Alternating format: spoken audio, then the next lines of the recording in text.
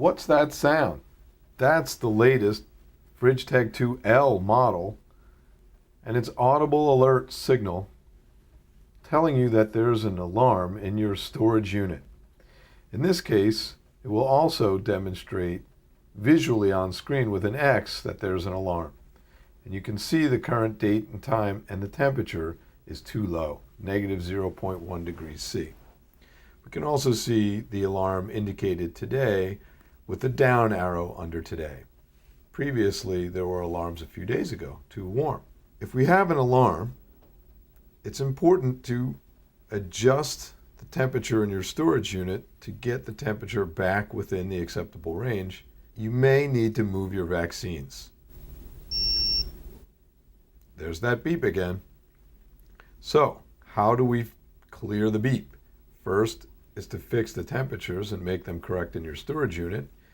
Next, we can press the read button to clear the alarms.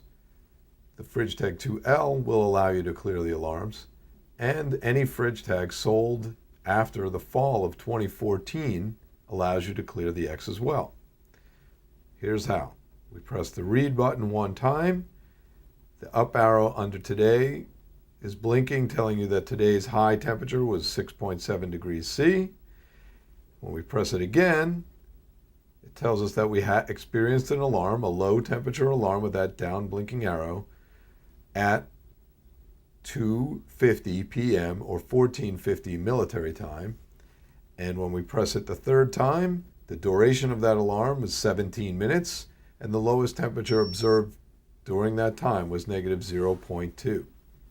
When we press it the fourth time, it commits to memory that we've checked the alarm, the date and time, and it also clears the X.